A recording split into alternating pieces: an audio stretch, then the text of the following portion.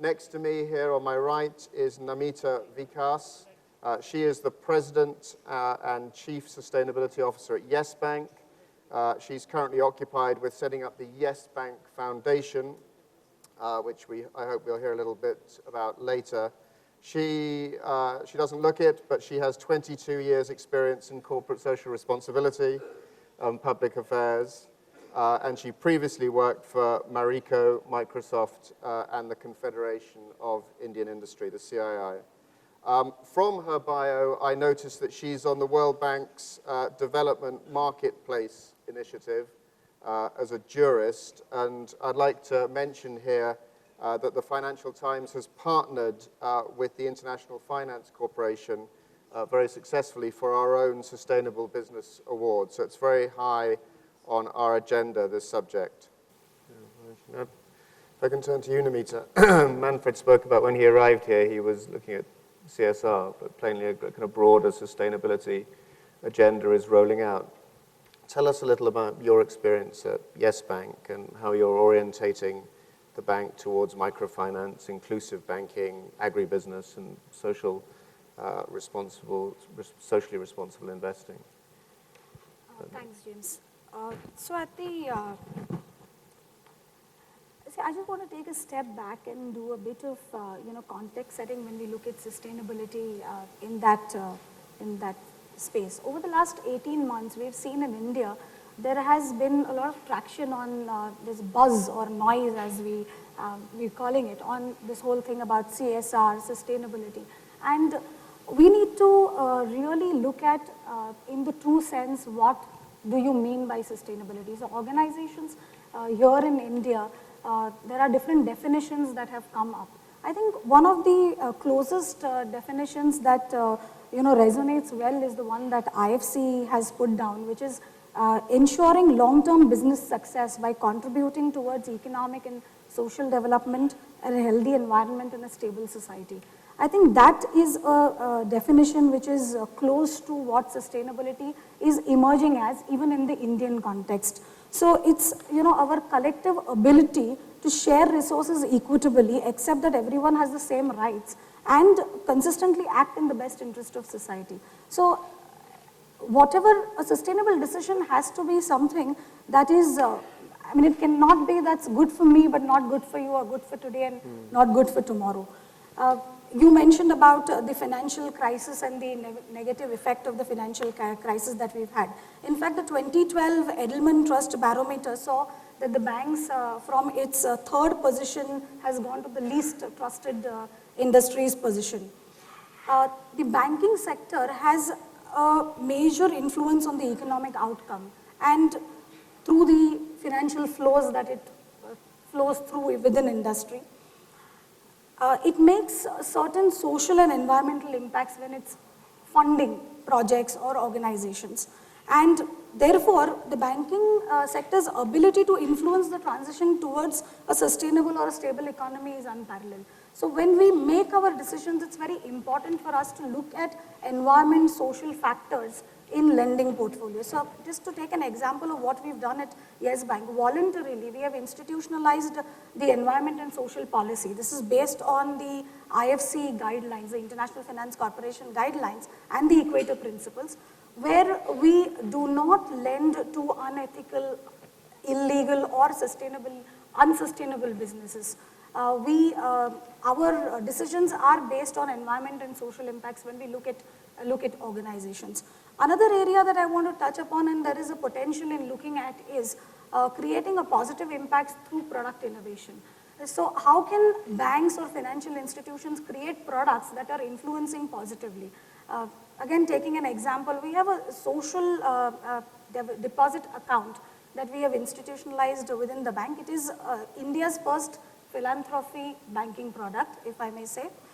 It's a very simple fixed deposit, and one can decide, the depositor can decide to give 1%, a percentage of the return on the interest towards the social cause. So we've tied up with a national NGO, and you can give to any 5 causes of your choice. So I think these are the influences, the positive influences that one can make through ESG decisions or through products and services. And can I just ask you what kind of take-up there's been with the philanthropy deposit account? I mean, are people asking about it? Is it popular or? Well, we've just started with it. So I wouldn't say it's very popular. It's, of course, we will have to do the right kind of communication to ensure that it's out there. But yes, I mean, so far we've done about 10 accounts. We've just started about a couple of months. And it's a matter of just getting out. So here there's a huge audience here. So I can say that there is something like this which is available. And yes. if you want to give a percentage of your income, then that's the way to do it. Namita, coming down, focusing in on Yes Bank, I mean, can you explain to us a little about how you use the triple bottom line approach in taking your credit decisions? And also how your shareholders respond when you give them information that's non-financial parameters information. Are they something that they're receptive to, or do they think, what is this? Just give me the numbers. So, like I mentioned, that we use the ESG parameters through our ESP, that's the Environment and Social Policy, to look at project finance. So, we run the credit decision-making teams, the risk analysis teams runs the ESP and actually looks at information that the clients give. Believe me, it's difficult because many a times getting this information from the client is a hurricane task. I bet. Yes, it is. And there is, besides Yes Bank, there aren't many other banks which ask for this information. Therefore, what happens is that there's not a level playing field, So the market is very competitive and it becomes difficult at times, but we do get the information. As far as the shareholders are concerned, I think that, we need to sensitize them. The Indian shareholders at that level actually question why so much of paper is being printed in an annual report where you give useless information which is not financial. So, I mean, I'm being a little radical when I say useless information, but there have been comments like that. So I think the way to look at it is there is a need to sensitize the shareholders, and I agree with what Sumantra was saying, that the level of understanding in the sustainability space is very low. We look at sustainability more from an angle where we're looking at community work, we're looking at charity. So, well, those are important areas. However, it is the triple bottom line that we're looking at. And we're looking at people, profit, and planet, not just the people part of it. So, those sensitization needs to be done. And I think it's happening because it's being mandated by the Ministry of Corporate Affairs to, with the new company law, if it gets passed, then one would have to report on your CSR activities. So it is getting necessary for companies to report or start measuring what they are doing. However, it's not at the level. It's a big task uphill, I would say. And what are the strategies that you use to sensitize your shareholders? What can you do? So communication is one of the biggest tools, I guess, which we use to talk. There are platforms where we talk about the sustainability activities that we are doing through the bank. What we do is, it's not only about external stakeholder awareness, it's also about internal stakeholder awareness. So across the bank, we have this sustainability series, as we call it, which we run sessions with the employees of the bank, talking to them about, how does a social enterprise business operate. So giving them an opportunity to understand what is a social enterprise business, how it operates, what are the difficulties, and that gives them an opportunity to interact and understand this whole sustainability space.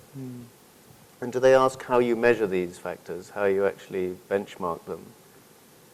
In terms of ESG, yeah, and in terms of, is it clear to them how these can be measurable achievements? Yeah, so there are specific training programs that we do. In fact, we don't do them at that level. We've just started doing them, and we want to go to a deeper level where you actually get into the measurements of the impact.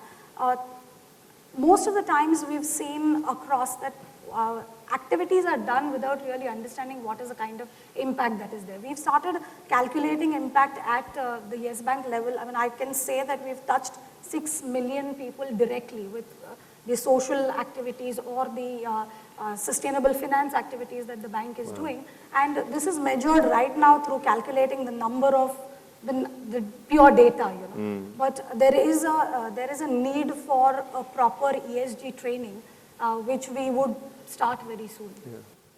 And Namita, if you met other sustainability officers from other banks, I mean, what advice would you give them from your own experience at Yes Bank? I think integrating ESG parameters into lending decisions is very important. And that will help us invest and look at companies which are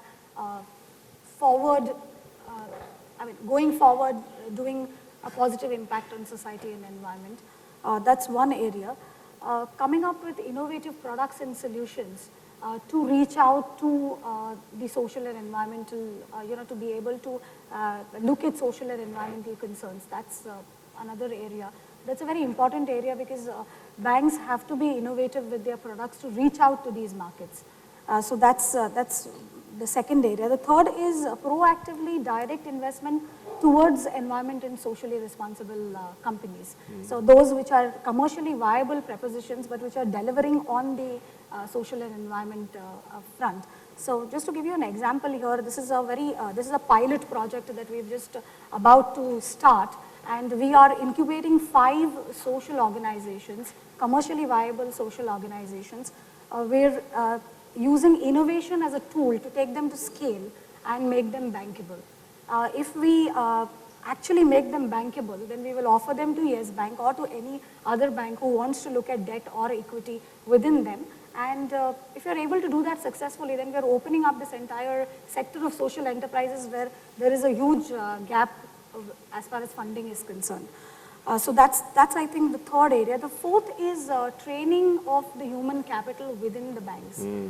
Because ESG training to risk managers is very important. Currently, most of the times they're looking at financial data.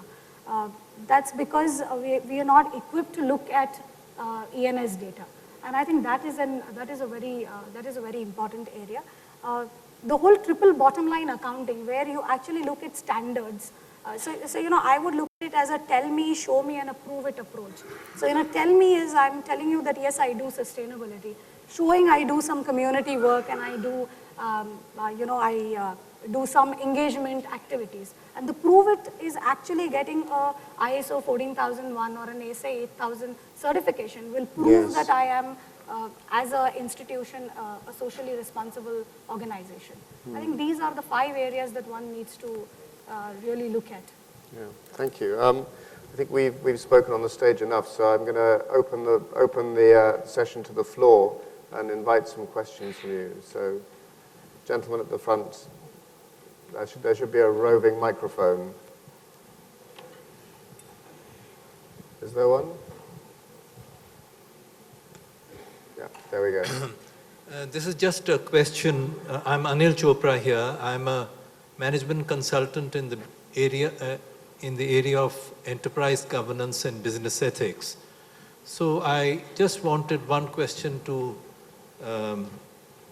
Namita, is that when you are talking about the plan of action which you have for sustainability, what about your corporation as a unit? Do you have a code of conduct and integrity standards as a starting?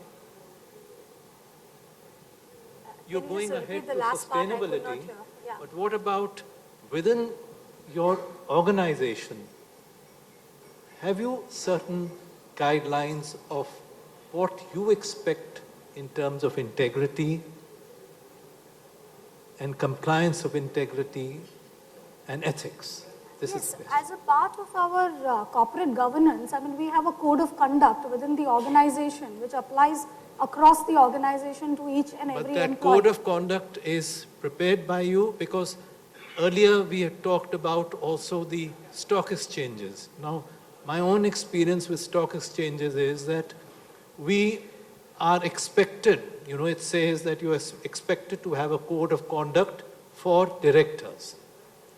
Now, my own experience I have seen is that There was one organization which implanted our whole code of conduct and expressed it as their code of conduct and saying that we are following these principles. So what I'm trying to say is that this inertly has to come from each organization. So if you have that, that is fine. But if you don't have your own integrity and ethical standards, then sustainability and other things come much later. That's what the moderator also raised one question earlier on that. And I feel that this should be egged on, that banks themselves should see that, hey, do we have our code of conduct? Even if it is public sector, again, public sector also has certain code of conduct, but that has to be, my suggestion is that that has to be looked into very clearly, and in it can be embedded even items of sustainability or environment. Thank you for the question. Namita, do you want to So respond? at board level, this is board of the bank, we have a full-blown compliance committee, and under this compliance committee, we have the code of conduct, we have a policy towards sexual harassment. So all these, so we have the highest order of corporate governance, I would say. So as far as integrity for within the bank employees is concerned, this is all put in order. And so there's, so I don't think there is a question, and this is actually overseen by the board of the bank. It's at the board level. It's not a part of a department who's put this code of conduct in place. Besides that, we very seriously look at any concerns that come to our notice. So there are these questions of integrity which are taken care of.